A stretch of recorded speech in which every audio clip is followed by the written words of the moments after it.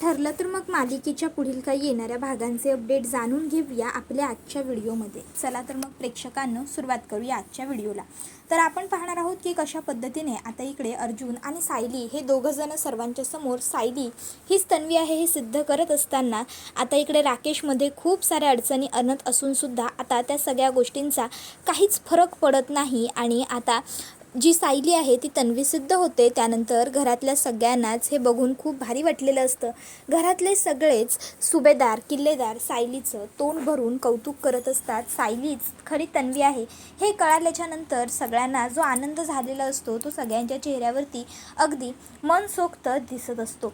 सगळेजण सायलीचं खूप गोड कौतुक करत असतात. आता हे तर घरच्यांकडून झालं म्हणजे तिच्या माणसांकडून झालं, पण आतापर्यंत तिची रक्ताची नाती तिच्या जवळ नसताना सुद्धा तिची जी हक्काची नाती तिच्या सोबत होती त्यांच्याकडून सुद्धा तिचं कौतुक व्हायला हवं. म्हणजे खरं तर सायली ही तन्वी आहे ह्या गोष्टीचा सोहळा व्हायला हवा आणि तो साजराही करायलाच हवा असं आता अर्जुनला वाटत असतं. आणि मग म्हणूनच आता इकडे अर्जुन हा ठरवतो की काहीतरी खास करायला हवं. तर दुसऱ्या बाजूला इकडे जी प्रतिमा आत्या असते ती सायलीचं खूप जास्त म्हणजे खूपच जास्त कौतुक करत असते. ती सायलीला म्हणत असते तूच माझी तन्वी असशील असं मला नेहमीच मनातून वाटत राहायचं आणि आज शेवटी तेच सत्य निघालं. त्याच्यानंतर रविराज काकासुद्धा सायलीकडे येतात आणि म्हणत असतात मनाच्या कोपऱ्यात कुठेतरी तुला बघितल्यावर असं वाटायचं की माझी तन्वी जर असती तर तीसुद्धा तुझ्यासारखीच असली असती, पण बघ नियतीचा खेळ बघ, नियतीचं चक्र बघ, तूच माझी मुलगी होतीस एवढे दिवस तू माझ्या, पण तरीही मला कळलं नाही, मला ओळखताच आलं नाही की तू माझीच मुलगी आहेस असं सगळं आता ते म्हणत असतात. त्याबरोबर मग लगेचच घरातले बाकीचे सगळेसुद्धा म्हणत असतात की हो खरंच ना, एवढे दिवस सायली तन्वी तू आमच्यामध्ये होतीस आणि तरीही आम्हाला तुझी खरी ओळखच कळली नाही गं, माफ कर आम्हा सगळ्यांना. त्यावर सायली म्हणते कोणीही माझी माफी वगैरे मागायची गरज नाही आहे, कारण माझी स्वतःची ओळख मला सापडत नव्हती तर तुम्हाला कुठून आठवणार होते मी. त्याबरोबर नंतर आता अर्जुन म्हणतो पण सायलीसाठी आपण आता खास काहीतरी करायचं आहे. त्यावेळी प्रतिमा त्या अर्जुनला म्हणत असते अरे आता मला माझ्या लेकीसाठी सगळंच खास करायचं आहे अर्जुन, तुला काय करायचं आहे ते सांग फक्त तू, आपण नक्की सगळं करू. त्यावेळी अर्जुन म्हणत असतो की आपण आता सगळे सायलीचे आहोत हे आता तिला समजलं आहे, म्हणजे आपण रक्ताने सुद्धा तिचे आहोत हे तिला आता माहिती झालं. पण त्याआधी सगळ्यात महत्त्वाची गोष्ट जी सायलीला आजपर्यंत खूप सपोर्टिव्ह ठरली ती म्हणजे तिने तयार केलेली नाती. तिने तयार केलेल्या प्रत्येक नात्याच्या माणसाला तिच्या सायली असलेल्या ओळखीपासून तन्वी असलेल्या ओळखीपर्यंत सहभागी करून घेतलं पाहिजे असं मला वाटतं. सायली असताना ज्यांनी तिला सपोर्ट केला आहे त्या सगळ्यांना ती तन्वी झाल्याचा आनंदसुद्धा मिळायला हवा ना. म्हणून मला असं वाटतं आहे की आपण सायलीच्या त्या सगळ्या आश्रमातल्या मैत्रिणींना, परत तिच्या ज्या काही आणखीन इतर काही मैत्रिणी आहेत कोण आहेत त्यांना सगळ्यांना आपण बोलवूया, कारण ते सगळेच इतके वर्ष सायलीचं कुटुंब होते ना. काय वाटतं तुम्हा सगळ्यांना? त्याबरोबर आता अर्जुनची ही सगळी कल्पना सगळ्यांना आवडलेली असते. मग अर्जुन म्हणतो मी बघा तुम्हाला सांगतो आपण कोणाकोणाला बोलवू शकतो ते. आपण आहे ना त्या दिवशी सायलीला वाण द्यायला आलेली ईश्वरी तिला बोलवू शकतो. सायलीला सतत मदत करणारी, मधुभाऊंना स्वतःच्या घरी ठेवून घेणारी, सायलीला अगदी सख्ख्या बहिणीसारखा जीव लावणारी जानकीताई तिलासुद्धा बोलवू शकतो. त्याचबरोबर आपण आणखीन सायलीची ती गावाकडची मैत्रीण कृष्णा जिने त्या प्रियाचा खोटारडेपणा समोर आणायला आपल्याला एवढी मदत केली होती तिला बोलवू शकतो. त्याचबरोबर आपण ती दुसरी सायली तुझी एक कुठली ग मैत्रीण? त्याबरोबर सायली म्हणते मंजिरी. त्यावर अर्जुन म्हणतो येस ऑफकोर्स आपण मंजिरीला बोलवू शकतो. त्याबरोबर मग सायली म्हणते आणखीन एक मोस्ट फेवरेट व्यक्ती तुम्ही सोडताय. त्याबरोबर अर्जुन म्हणतो कोणती ग? त्यावर सायली म्हणते जसं मी सगळ्यांवर मनापासून प्रेम करते तसं माझ्यावर मनापासून प्रेम करणारी माझी नंदिनी. त्याबरोबर अर्जुन म्हणतो ओके देन आपण नंदिनीला सुद्धा बोलवूया. आपण छान तुझ्या या सायलीतून तन्वी होण्याच्या प्रवासाकडे वाटचाल करताना तुझी सगळी माणसं तुझ्या जवळ असायला हवी, तू सगळ्यात जास्त खुश असायला हवी असं मला वाटतं. त्याबरोबर मग प्रतिमा आत्या म्हणत असते अर्जुन सायली अर्जुन तन्वी तुम्हाला ज्यांना ज्यांना बोलवायचं असेल ना त्यांना बोलवा. आपण सगळ्यांचं आगत स्वागत करू, आपण सगळ्यांचं कौतुक करू, आपण सगळ्यांचा छान मानसन्मान करू, सगळ्यांना अगदी भारी वाटेल असं करू. त्याबरोबर मग लगेचच अस्मितासुद्धा म्हणते, हो ना, म्हणजे खरं तर सायली मलासुद्धा तुला सॉरी म्हणायचं आहे. त्यावर सायली म्हणते, कशासाठी? त्यावर अस्मिता म्हणते, तू विसरली असशील पण माझ्या लक्षात आहे सायली, जेव्हा या घरात तू नवीन लग्न करून आली होतीस तेव्हा मी नेहमी तू अनाथ आहेस, तुला घराणं नाही, तुला खानदान नाही, तुला कोणी नाही असं म्हणून हिनवायचे. पण खरं जर बघायला गेलं तर उलट तू तर खूप चांगल्या खानदानातून बिलॉंग करतेस, तुझी फॅमिली खूप छान आहे सायली. त्याबरोबर अस्मिताच्या डोळ्यातले अश्रू बघून सायली लगेचच अस्मिताकडे येते आणि म्हणते, अस्मिता तुला सॉरी म्हणायची काही गरज नाही आहे. त्याबरोबर अस्मिता म्हणत असते, सायली खरंच हा तुझ्या मनाचा मोठेपणा झाला. खरं तर ना प्रतिमा आत्या आणि तुम्ही दोघीही अगदी सारख्याच आहात. प्रतिमा आत्यासुद्धा कायम समोरच्याचा विचार करत राहते आणि तूसुद्धा. खरं तर एवढे दिवसात आम्ही सगळ्यांनी हे ओळखायला हवं होतं की कसे काय तुम्हा दोघींमध्ये एवढे गुण सेम असू शकतात. त्याबरोबर मग आता लगेचच सुमन काकीसुद्धा म्हणते, सायली खरंच माझ्याकडनंसुद्धा तुला खूप खूप सॉरी. तू एवढे दिवस माहेरपणासाठी येऊन राहिलीस तेव्हासुद्धा मी तुझ्या सतत समोर होते, तेव्हा तर मला सहज ओळखताही आलं असतं की तूच तन्वी आहेस म्हणून, पण मला तेव्हासुद्धा कळलं नाही गं. खरंच सॉरी, माफ कर आम्हा सगळ्यांना. त्याबरोबर मग आता सायली भाऊक होते तर कल्पना म्हणते, बरं आता पुरे झालं, आता आपण सायलीच्या मैत्रिणींना आमंत्रण करूया.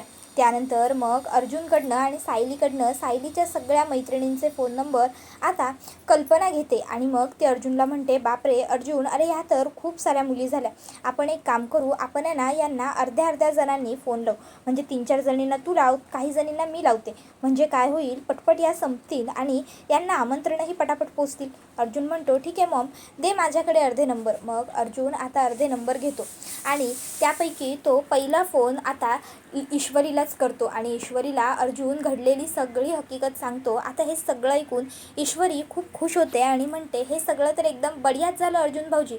त्यावर अर्जुन म्हणतो की हो ना, बढिया झालं आहे ना, मग आता तुझ्या मैत्रिणीला बढिया शुभेच्छा द्यायला तू येणार आहेस की नाही? त्यावर ती म्हणते, मी नक्की येणार, मी नक्की प्रयत्न करणार, आणि मग ती फोन ठेवते. त्यानंतर मग आता इकडे जी प्रतिमा आत्या असते तीसुद्धा सायलीच्या काही मैत्रिणींना कॉल करते, रविराज काकासुद्धा काहींना कॉल करतात. सगळ्यांना आता फोन करून बोलवून घेतलेलं असतं. आपल्या सगळ्या जुन्या मैत्रिणींना बघून सायलीच्या चेहऱ्यावर आपसुकच हसू उमललेलं असतं. सायली खूप खुश असते.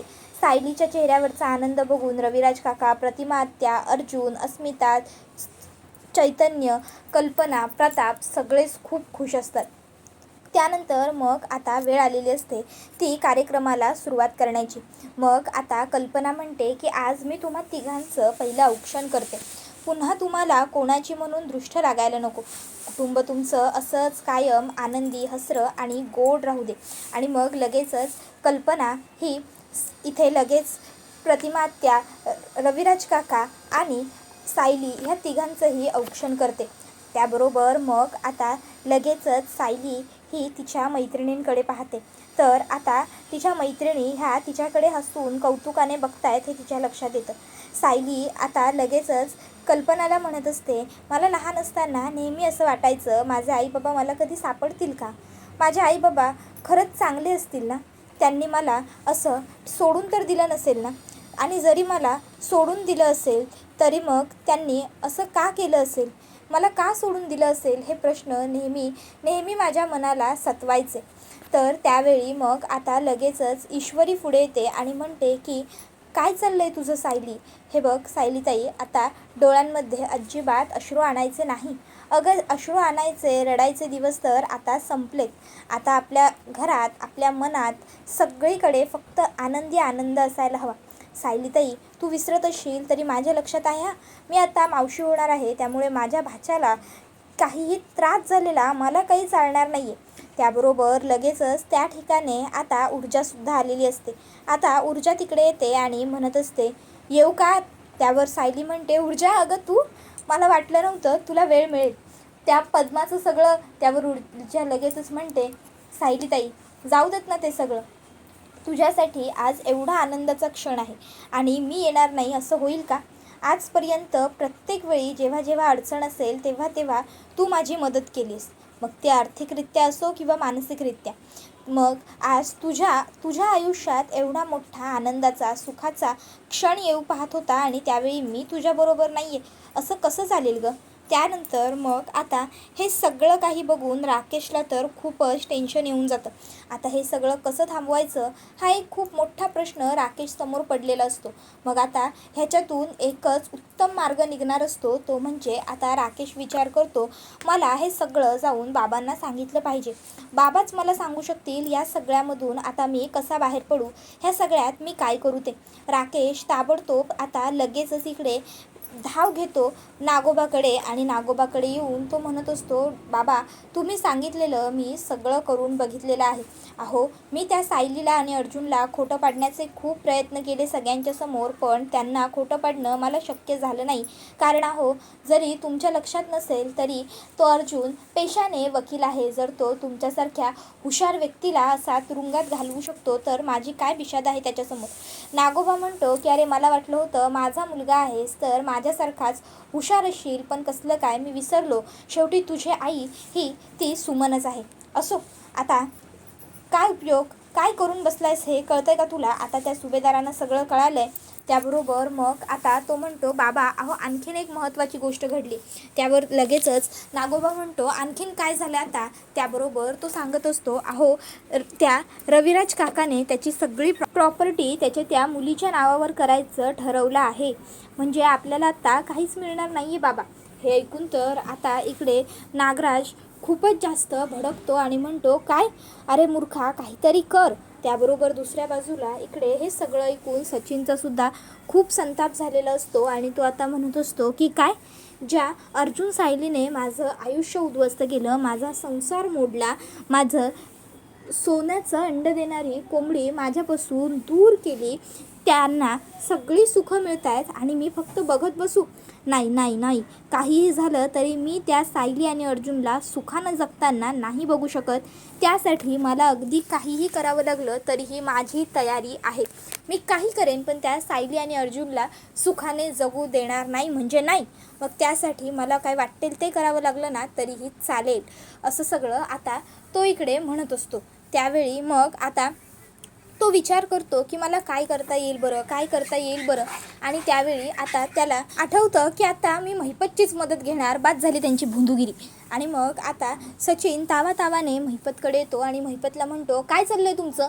अण्णा मला माहिती आहे तुम्ही काही सुधारलेले वगैरे नाही आहात, ही सगळी नाटकं आहेत, लवकर खरं बोला, तुम्हाला साक्षीची शपथ आहे. त्याबरोबर साक्षीची शपथ दिल्यानंतर मात्र महिपत म्हणतो की हो करतोय मी नाटकं, नाही सुधारलेलो मी आणि कधी सुधारणार सुद्धा नाही, समजलं? कधीच नाही सुधारणार मी. अरे माझा जन्म गेला पैशात लोळून, मग मी असा तुरुंगात खितपत पडत राहीन असं वाटत होतं का तुला? त्यावर तो म्हणतो की अण्णा मग हे सगळं कशासाठी चालू आहे? त्यावर महिपत म्हणतो, मला सांग, वाईट मार्गाने कमवला तरी पैसाच कमवला जातो आणि ह्या भोंदूगिरीच्या बाबावाल्या रस्त्याने कमवला तरी पैसाच कमवला जातो. पैशावर असं लिहिलेलं असतं का की हा काळा पैसा आहे आणि हा बाबा बिबा बनून कमवलेला पैसा आहे? नाही ना. आणि उत्तम जीवन जगण्यासाठी गरजेचं काय आहे? पैसा. मग पैसा कमवण्यासाठी मी काहीतरी करतोय ना, मग विषय संपला. हे बघ सध्या मी पोलिसांच्या रडारवर आहे, जर मी काहीही चुकीचं काम केलं तर पोलीस मला पकडून घेतील. मग त्यापेक्षा मी हे जे करतोय समाज सुधारण्याचं वगैरे काम, त्याच्याने मला पैसाही मिळतोय, मी लोकांच्या गुडबुकमध्ये सुद्धा येतोय, पोलिसांपासून सुद्धा मी दूर जातोय. कळतंय का? कधीतरी बुद्धीचा सुद्धा विचार करायचा असतो जरा. त्यावर हे ऐकून मग मात्र सचिन म्हणतो, खरंच अण्णा मानलं तुम्हाला, हॅट्स ऑफ. पण मग आता मला त्या सायली आणि अर्जुनचा काटा काढायचा आहे, त्यासाठी मला तुमचा आधार हवा आहे, तुम्ही काहीतरी करा. त्यावर मग महिपत म्हणतो, त्यांना तर मलाही सोडायचं नाहीच आहे, पण इतक्यात मी काहीही करणार नाही आहे. अजून थोडे दिवस आपल्याला शांत राहावं लागणार आहे. जाऊ देत त्यांना किती हवेत जायचं आहे तेवढं जाऊ देत. गॅस फुगा जितका हवेत जातो ना तितक्याच जोरात तो खाली जमिनीवर आदळतो. तसंच मी सुद्धा त्या दोघांना जमिनीवर आदळवणार आहे लवकरच, असं आता महिपत म्हणतो. सचिन म्हणतो, नेमकं तुम्ही अण्णा काय करणार आहात? महिपत म्हणतो, पुढे तुला कळेलच मी नेमकं काय करणार आहे ते. तू फक्त मजा बघत बस. त्याबरोबर हा व्हिडिओ इथेच संपतो. व्हिडिओ आवडला असेल तर व्हिडिओला लाईक करा, चॅनलवर नवीन असाल तर चॅनलला सबस्क्राईब करा आणि बेल आयकॉन आठवणीने प्रेस करा, जेणेकरून तुम्हाला पुढच्या प्रत्येक व्हिडिओचं नोटिफिकेशन मिळत जाईल आणि सर्व व्हिडिओंचा आनंद हा अगदी उत्तम पद्धतीने घेता येईल. चला तर मग प्रेक्षकांनो, आजच्या पुरतं इथेच थांबूया. पुढचा व्हिडिओ येईपर्यंत टाटा बाय बाय. धन्यवाद. Take care all of you. तुम्हाला ही मालिका कशी वाटते हे आम्हाला कमेंटमध्ये नक्कीच सांगा. धन्यवाद.